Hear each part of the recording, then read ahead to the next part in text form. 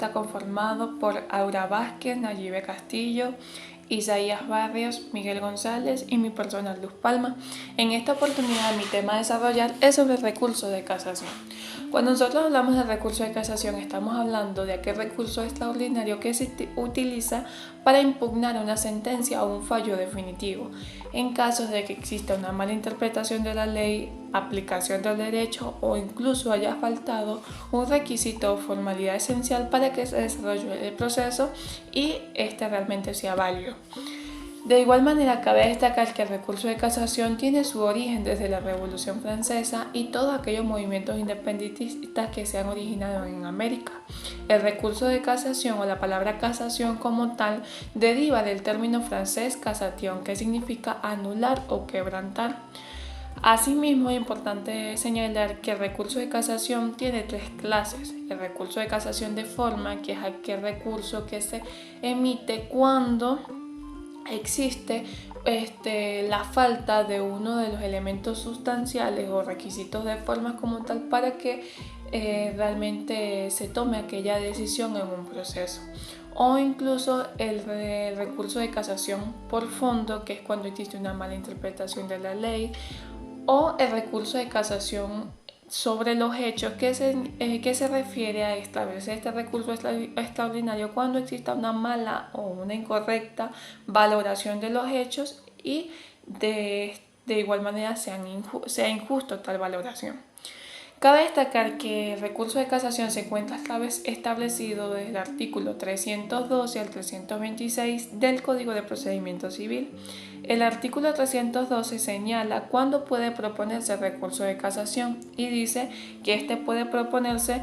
en contra de la sentencia de última instancia que tenga que ver con juicios civiles y mercantiles, contra las sentencias de última instancia que pongan fin a juicios especiales contenciosos y contra autos dictados en ejecución de sentencias que resuelvan puntos esenciales no controvertidos en el juicio. Asimismo, como contra la sentencia de los tribunales superiores que conozcan la apelación de los laudos arbitrales. De igual manera, es importante destacar que el recurso de casación se puede interponer ante juicios civiles, mercantiles, ordinarios, especiales, civiles que conozcan el estado y la capacidad de las personas, juicios como tales que sean arbitrales o juicios regulados por leyes especiales. También puede admitirse ante sentencias que tengan que ver o aquellas que ponen fin como tal al juicio de fondo, aquellas que tengan fuerza interlocutora y definitiva, aquellos autos que sean de sentencias que sean de ejecución de sentencias y sean sentencias repositorias. De igual manera, el artículo 313 del Código de Procedimiento Civil señala que se declarará con lugar el recurso de casación, como lo dije anteriormente, cuando el proceso se haya quebrantado o omitido la forma sustancial de los actos, cuando se haya incurrido un error en la interpretación y aplicación del derecho. Y el artículo 314 que habla sobre el anuncio del recurso y señala que el recurso de casación se enunciará ante el tribunal que dictó la sentencia contra la cual se recurre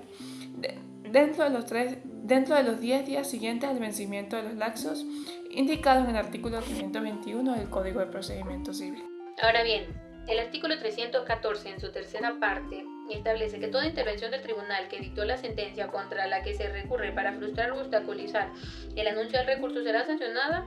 por la Corte Suprema de Justicia con una multa de hasta 20.000 bolívares, sin perjuicio de que se declare admitido el recurso posteriormente y que se proceda a su tramitación. La Corte Suprema de Justicia podrá oír, sustanciar y pronunciar sobre cualquier reclamo de parte interesada relativo a la tramitación del anuncio, la admisión del recurso imponiendo a los responsables multa de hasta 20.000 bolívares sin perjuicio de la responsabilidad personal a que pudiera haber lugar. Ahora bien, el artículo 315 establece la admisión o negativa del recurso y dice que el tribunal competente para oír el anuncio de dicho recurso deberá pronunciarse luego de transcurridos los 10 días del lapso del anuncio al siguiente día. En ese día el tribunal deberá establecer si admite o niega el recurso. En el caso de que lo niegue, deberá, mediante un auto debidamente motivado, establecer aquellas condiciones o aquellos conceptos por los cuales no hubo admisión. Y en el caso que lo admita, se enviará o se tramitará el auto de admisión. Si transcurre el lapso de tiempo para que el tribunal se pronuncie y este no lo hace, el interesado podrá presentar o consignar un documento ante la Corte Suprema de Justicia, en el cual solicitará que se dicho documento podrá ser presentado dentro de los 40 días siguientes del anuncio, y en cualquier caso podrá también agregar los días del término de distancia. Y estos documentos se consignarán con la finalidad de que, si no hay un pronunciamiento, se realice una multa al juez, a fin de que admita o niegue el recurso. Ahora bien, el artículo 316 establece lo que se refiere al recurso de hecho, y dice que pasados los 10 días que se dan para anunciar el recurso sin que haya sido propuesto, se remitirá el expediente al tribunal a quien le corresponda la ejecución. En caso de negativa de admisión al recurso de casación, el tribunal que lo negó conservará el expediente durante 5 días a fin de que el interesado pueda ocurrir de hecho ante la Corte Suprema de Justicia. Este recurso se propondrá ante el tribunal que negó la admisión del recurso, en el mismo expediente del asunto, que lo remitirá en la primera oportunidad a la Corte Suprema de Justicia para que ésta lo decida dentro de los 5 días siguientes al recibo de las actuaciones, con preferencia de cualquier asunto. Si el recurso de hecho fuera declarado con lugar, comenzará a correr desde el día siguiente al de dicha declaratoria. El término de la distancia se fijará en la Corte y el lapso de formalización, y en caso contrario, el expediente se remitirá directamente al juez que deba conocer la ejecución, participándole dicha remisión al tribunal que le envió el expediente. La Corte Suprema de Justicia, al pronunciarse sobre el recurso de hecho, podrá imponer, en caso de interposición maliciosa por parte del proponente, una multa hasta de 20.000 bolívares.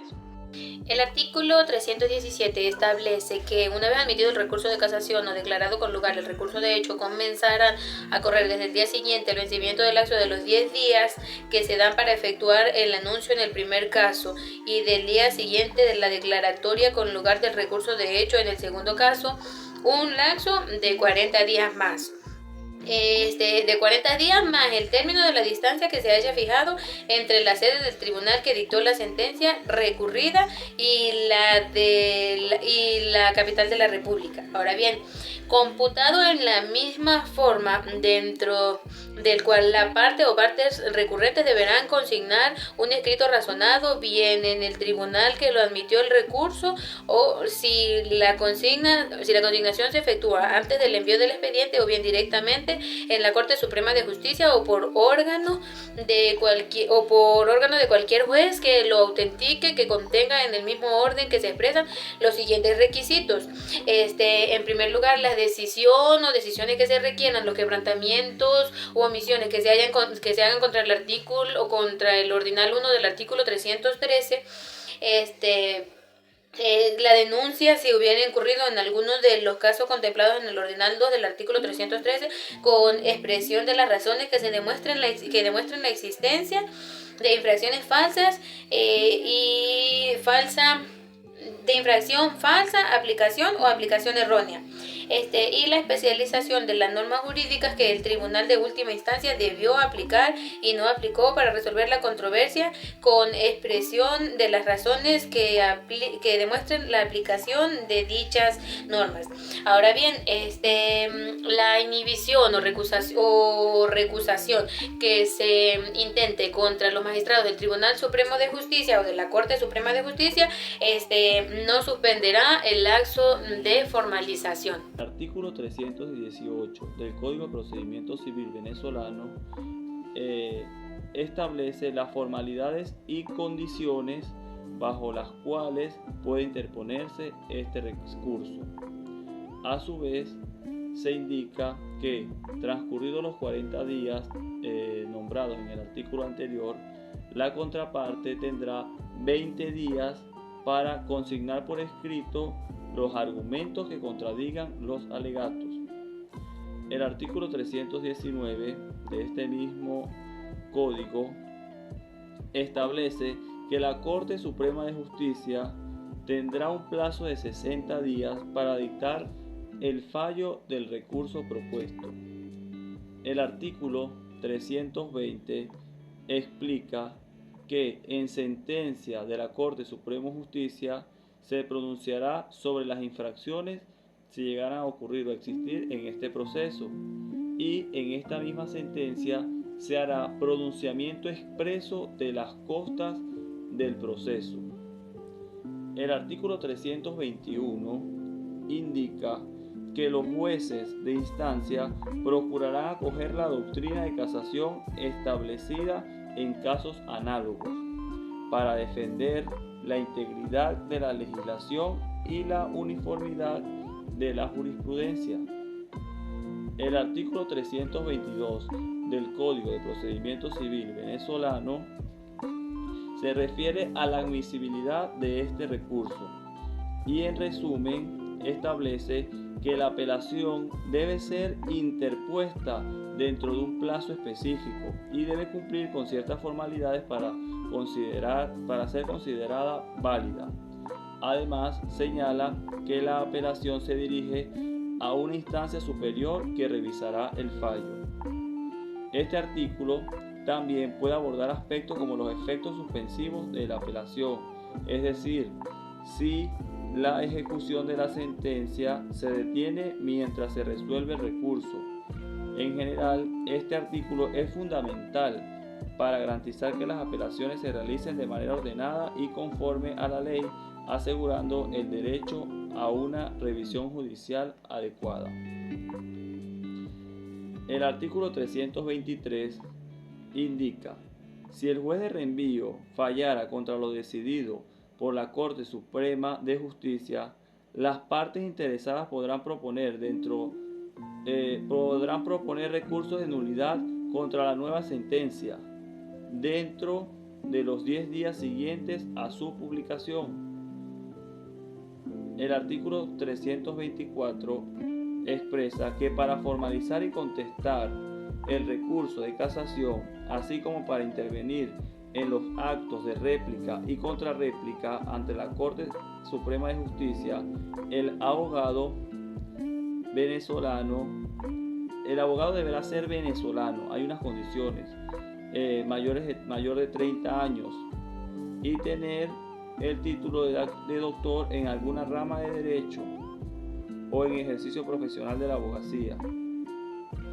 ¿verdad? El artículo 325 expresa: se declarará perecido el recurso sin entrar a decidirlo cuando la formalización no se presente en el lapso señalado del artículo 317 o no llene los recursos exigidos en este mismo artículo. Para culminar, el artículo 326 indica que después de sentenciado el recurso de casación, el expediente se remitirá al tribunal de reenvío por el primer correo si el recurso fuera declarado con lugar, o al de ejecución en caso contrario, participándole dicha remisión al tribunal que reenvió el expediente de la Corte. El recurso de invalidación es el recurso excepcional que se intenta ante el mismo juez que pronunció la sentencia recurrida mediante demanda, la cual se sustancia por el procedimiento ordinario, pero en una sola instancia. Esta va dirigida a obtener la nulidad total o parcial de un fallo que había alcanzado firmeza, pero que era producto de alguno de los errores de hecho o de procedimiento taxativamente numerados en la ley. El recurso extraordinario de invalidación procede contra las sentencias ejecutorias o bien contra cualquier otro acto que tenga fuerza de tal, de acuerdo a lo establecido en el artículo 327 del Código de Procedimiento Civil. En cuanto a sus causales de procedencia, el artículo 328 las enumera y son 6. En primer lugar tenemos lo que es la falta de citación o el error o fraude cometidos en la citación para la contestación. En segundo lugar, la citación para la contestación de la demanda, bien sea de un niño o niña adolescente, un entredicho o uno inhabilitado. En tercer lugar, la falsedad del instrumento, en virtud del cual se haya pronunciado la sentencia, declarada esta en un juicio penal. Cuarto, es la retención en poder de la parte contraria de un instrumento decisivo en favor de la acción o execución del recurrente, o bien un acto de la parte contraria que haya impedido la presentación oportuna de tal instrumento decisivo. En quinto lugar, la colisión de la sentencia con otra pasada en autoridad de cosa juzgada. Y sexto y último causal es la decisión de la causa en última instancia por un juez que no haya tenido nombramiento de tal, o por un juez que haya sabido estar depuesto o suspenso por decreto legal. En cuanto al tribunal competente, el artículo 329 de nuestro Código de Procedimiento Civil establece que será aquel que hubiere dictado la sentencia ejecutorial cuya invalidación se pida, o aquel que hubiere homologado el acto que tenga fuerza de tal. En cuanto a la forma de interponer el recurso, es decir, su tramitación, este se encuentra estipulado en el artículo 330 del Código de Procedimiento Civil. Establece que se interpondrá mediante un escrito que contenga los requisitos indicados en el artículo 340, es decir, en atención a los requisitos del libelo de la demanda. Y a este se acompañarán los instrumentos públicos o privados fundamentales del recurso. Asimismo, se sustanciará y decidirá en un cuaderno separado del expediente principal a través de los trámites del procedimiento ordinario. En cuanto a los lapsos para intentarlo, el artículo 334 del Código de Procedimiento Civil establece que el recurso deberá intentarse dentro de los 3 meses siguientes luego de que se haya declarado la falsedad del instrumento o que se haya tenido prueba de la retención o de la sentencia que causa la cosa juzgada. Bien, en los casos de los numerales 1, 2 y 6 del artículo 328, es decir, de estas causales, el término para intentar la invalidación será de 1 mes, el cual será contado desde el conocimiento de los hechos o desde la verificación en los bienes del recurrente de cualquier acto de ejecución de la sentencia dictada en el juicio cuya sentencia se trate de invalidar. En relación a la invalidación, esta se clasifica en 2, total y parcial. La invalidación total se decreta cuando la infracción de forma en la sentencia es tan determinante que afecta todo el fallo, mientras que la invalidación parcial se aplica cuando solo una parte de la sentencia contiene errores que pueden ser corregidos sin afectar el resto del fallo. En estos casos, será anulada solo la parte defectuosa y se dictará una nueva decisión que corrige el vicio identificado. Los efectos que tiene la interposición del recurso se encuentran en el artículo 336 de nuestro Código de Procedimiento Civil, el cual dicta que, declarada la invalidación, el juicio se repondrá al estado de interponer nuevamente la demanda. Esto en los casos de los numerales 1 y 2 del artículo 328 del CPC y al estado de sentencia en los demás casos. Finalmente, en cuanto a la recurribilidad en casación, el artículo 337 de nuestro Código de Procedimiento Civil establece que la sentencia sobre la invalidación es recurrible en casación siempre que hubiere lugar para ello. El recurso de revisión es aquel recurso extraordinario que se interpone ante la Sala Constitucional del Tribunal Supremo de Justicia para verificar una sentencia definitivamente firme que ha ido en contra de los valores del derecho constitucional erigidos o fundados en nuestra Carta Magna. La sentencia 101 de fecha 2 de junio del año 2022 de la Sala Constitucional ratifica esta facultad de la Sala Constitucional para verificar estas sentencias definitivamente firmes por disposición expresa de nuestra Constitución, reflejándose esto en su exposición de motivos y en el artículo 335, el cual establece lo siguiente. El Tribunal Supremo de Justicia garantizará la supremacía y la efectividad de las normas y principios constitucionales. Será el máximo y último intérprete de esta Constitución y velará por su uniforme interpretación y aplicación. Las interpretaciones que establezca la Sala Constitucional sobre el contenido o alcance de las normas y principios constitucionales son vinculantes para otras salas del Tribunal Supremo de Justicia y demás tribunales de la República. Acá podemos ver que el Tribunal Supremo será el garante de la Constitución.